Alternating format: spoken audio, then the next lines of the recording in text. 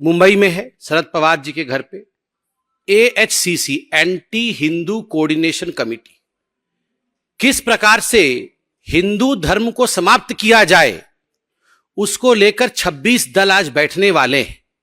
सुबह से ये न्यूज टीवी पे चल रहा है, मगर कुछ चैनल ये भी दिखा रहे हैं कि इस मीटिंग में सीट शेयरिंग के बारे में चर्चा होगी। ये तमाम पॉलिटिकल पार्टी बैठ के चर्चा करेंगे कि किस प्रकार से कौन किस सीट से लड़ेगा,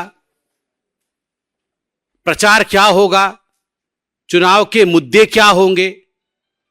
मगर सुबह से यह भी देख रहे हैं कि आपस में खींचातानी, कोऑर्डिनेशन हो उससे पहले नॉन कोऑर्डिनेशन, नॉन कोऑपरेशन शुरू हो गया है।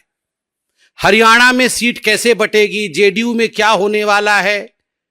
अधीर रंजन चौधरी जी ममता बनर्जी के खिलाफ प्रेस कॉन्फ्रेंस कर रहे हैं, डिसकोऑर्डिनेशन आरंभ हो गया है। तो दरअसल ये कोई सीट शेयरिंग, प्रचार प्रसार, मुद्दों और मैनिफेस्टो की बैठक नहीं है। जो 2-3 दिन पहले उनके एक महत्वपूर्ण सदस्य ने कहा था कि हम 26 पॉलिटिकल पार्टीज है और हमारा एक ही मत है कि हिंदू धर्म को किस प्रकार मिटाना है, हिंदू धर्म को किस प्रकार समाप्त करना है। आज एंटी हिंदू कोऑर्डिनेशन कमेटी की उसी विषय पर बैठक होने वाली है। बंधुगण, मुझे बड़ा आश्चर्य लगता है, मुझे दुख लगता है। Dengue, malaria, corona, leprosy, AIDS, ये हिंदू धर्म को इस प्रकार की बीमारियों से आप कंपेयर करते हैं। हम तो जो बीमार है उसे किस प्रकार से ठीक किया जाए, हर बीमार के प्रति संवेदनशीलता, यह हिंदुस्तान का धर्म है। और एक तरफ आप देखिए, हिंदू धर्म डेंगू है, हिंदू धर्म एड्स है, पूरे विश्व के लिए मेनेस है, it's a world menace.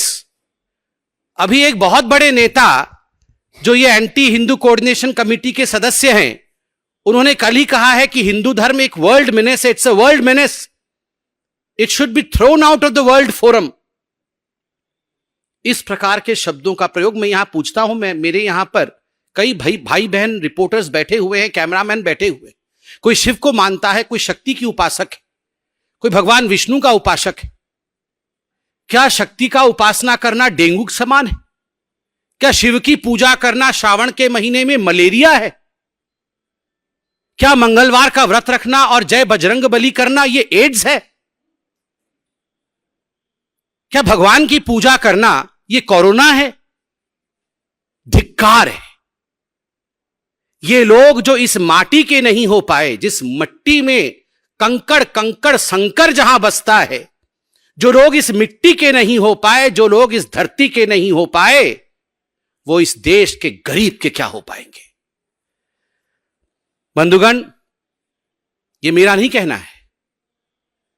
The way I am speaking today, the force that I am using today, and the wrath that probably you are seeing in me today, the anger that you are seeing in me today, ये केवल इसलिए है क्योंकि उनके एक सदस्य ने कहा है कि भले ही हमारी पॉलिटिकल पार्टीज के बीच में, ये 26 पॉलिटिकल पार्टीज के बीच में कितने भी डिफरेंसेस क्यों ना हो, मगर सनातन को मिटाना, हिंदू धर्म को मिटाना, ये हमारा परम लक्ष्य है, एक लक्ष्य है जिस पर हम सब एक मत हैं। आप बताइए, अगर किसी और धर्म के लिए, किसी और पंथ के लिए ऐसे शब्द का प्रयोग किया गया होता तो आज पूरे विश्व में हाहाकार मच गया होता।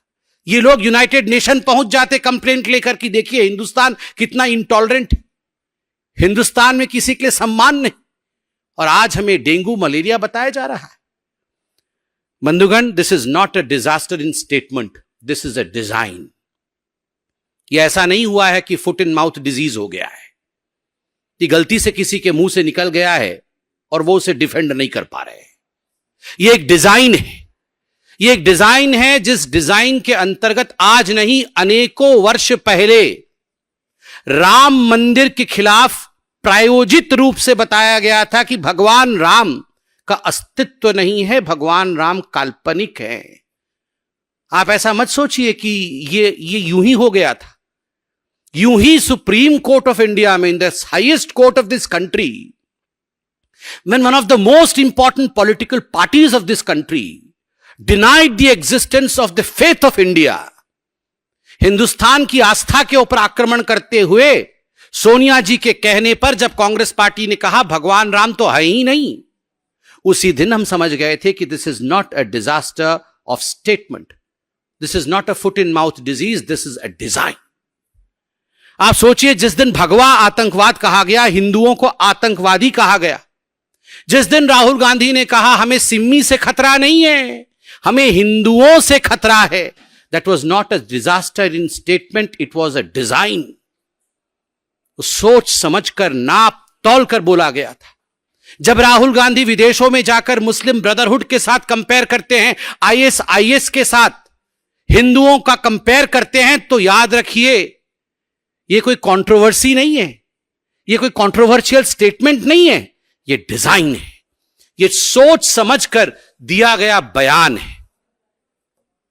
और तो और ये 26 पार्टियां इसमें एक ही हैं, और आज एएचसीसी एंटी हिंदू कोऑर्डिनेशन कमिटी में सभी एक स्वर में हिंदुओं के खिलाफ बोलने वाले हैं। उद्धव ठाकरे जी के स्टेटमेंट से भी it's clear from his statement, उससे भी बात स्पष्ट होता है। वो कहते हैं कि मंदिर जब बन जाएगा और जो हिंदू ट्रेन में बैठ के भगवान राम की दर्शन के लिए जाएंगे तो गोधरा जैसा कांड हो सकता है, मतलब हिंदुओं को जलाया जा सकता है, तड़पा के मारा जा सकता है। इससे घृणक वाक्य और क्या हो सकता है? हम भगवान राम का दर्शन करने जाएंगे, भव्य राम मंदिर बन रहा है, और आप कहेंगे कि गोधरा हो सकता है, और आम आदमी पार्टी उसका समर्थन कर रही कि उद्धव जी बहुत बड़े नेता हैं, कुछ कह रहे हैं तो सोच समझकर कह रहे हैं, गोधरा हो सकता है। अरविंद केजरीवाल जी, क्यों? आप तो बड़ा ढोंग रचाते हैं कि मैं तीर्थ यात्रा पे लोगों को भेज रहा हूं। आप तो राम मंदिर के विषय में क्रेडिट स्टीलिंग का प्रयास भी कर रहे थे, क्रेडिट लेने की कोशिश भी कर रहे थे, और आज आपके प्रवक्ता और आपके मंत्री कह रहे हैं कि उद्धव जी ठीक कह रहे हैं, अगर ट्रेन में बैठ के हिंदू जाएंगे देखने के लिए भगवान श्री राम को अयोध्या में तो गोधरा हो सकता है। उद्धव जी का समर्थन कर रहे हैं। समाजवादी पार्टी कह रही है रामचरितमानस को पढ़ना नहीं चाहिए। जिस प्रकार के घृणक शब्दों का प्रयोग श्री रामचरितमानस के लिए उपयोग कर रही है समाजवादी पार्टी, ना कहें तो भला जिह्वा पे नहीं आ सकता है। और आज सुबह से समाजवादी पार्टी ने प्रेस कॉन्फ्रेंस करके राम मंदिर के खिलाफ स्टेटमेंट दिया है, हिंदुत्व के खिलाफ आज बयान जारी किया है कि राम मंदिर नहीं बनना चाहिए। आरजेडी तिलक लगाने वालों से देश को बर्बाद कर दिया है, यह स्टेटमेंट पढ़ रहा हूं। कल का स्टेटमेंट है उनके एक बहुत बड़े कद्दावर नेता का कि इस देश को यदि किसी ने बर्बाद किया है तो तिलक लगाने वालों ने बर्बाद किया है। आप और हम जब एग्जाम लिखने जाते हैं, आप और हम और हमारे बच्चे जब परीक्षा लिखने जाते हैं, तो हमारी माएं हमारे ललाट पर विजयी भव करके तिलक लगाती हैं। हजारों वर्षों से सैनिकों की पत्नियों ने तिलक लगाया है। हजारों वर्षों से ईश्वर को याद करते हुए हमारे बुजुर्गों ने हमारे ललाट पर तिलक लगाया है। हमने इस देश को बर्बाद किया है। राखी जब बांधा जाता है तो बहन अपने भाई के सर पे तिलक लगाती है। क्या भाई देश को बर्बाद कर देता है? क्या भाई बहन को बर्बाद कर देता है? तिलक लगाने वालों ने देश को बर्बाद किया है। आम आदमी पार्टी, आप सोच के देखिए, ये वही पार्टी है। अरविंद केजरीवाल जी ने ट्वीट किया था, स्वस्तिक चिन्ह के पीछे एक व्यक्ति झाड़ू लेके पड़ा हुआ था, इस देश से स्वस्तिक चिन्ह को मिटाना है। यह अरविंद केजरीवाल जी का नारा था, देश से स्वस्तिक चिन्ह को मिटाना है। एक स्वस्तिक चिन्ह मिटाना चाहता है, एक राम मंदिर नहीं बनने देना चाहता है, एक चाहता है कि राम मंदिर बन जाए तो वहां गोधरा हो जाना है, एक चाहता है कि हिंदू धर्म का लोप हो जाना है। तो ये जो एंटी हिंदू कोऑर्डिनेशन कमेटी की आज बैठक हो रही है, वो किस लिए हो रही है?